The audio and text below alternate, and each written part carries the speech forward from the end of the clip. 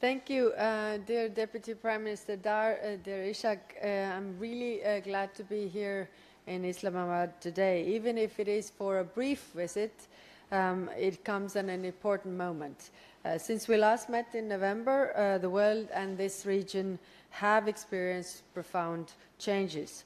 Pakistan is a major regional power and an important partner for the European Union.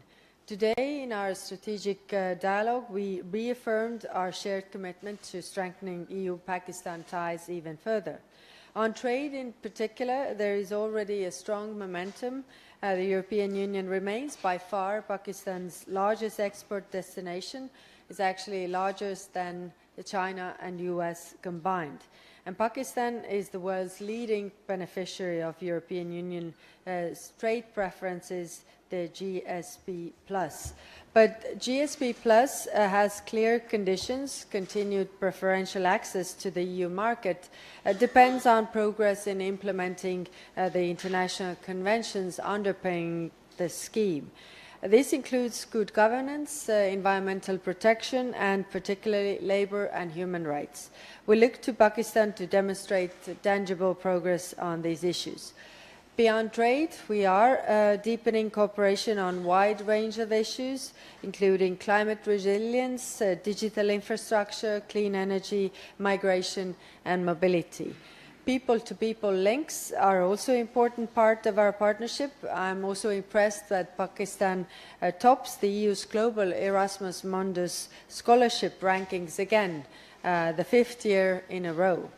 The Deputy Prime Minister and I today exchanged views on pressing global developments, including in the Middle East.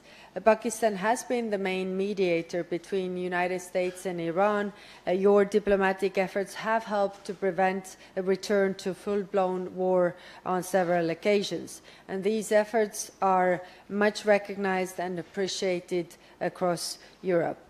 With your support, there is now a tenuous diplomatic opening to extend the ceasefire and reopen the Strait of Hormuz.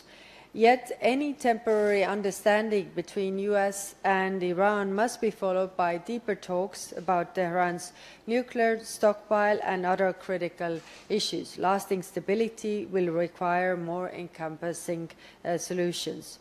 The European Union is ready to contribute to a sustainable and peaceful solution.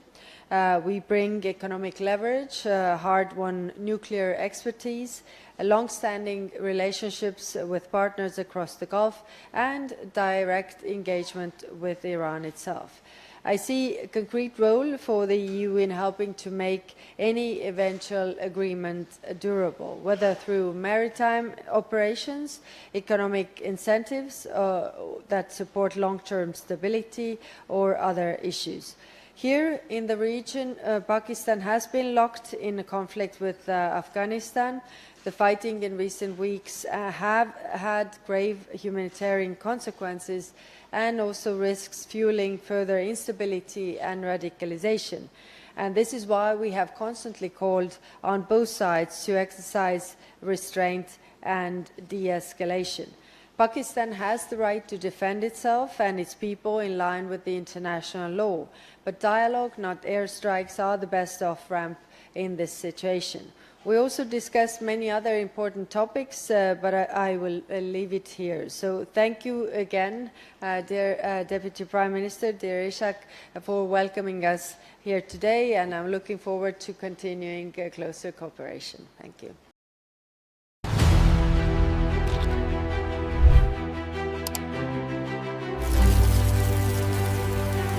Act fast.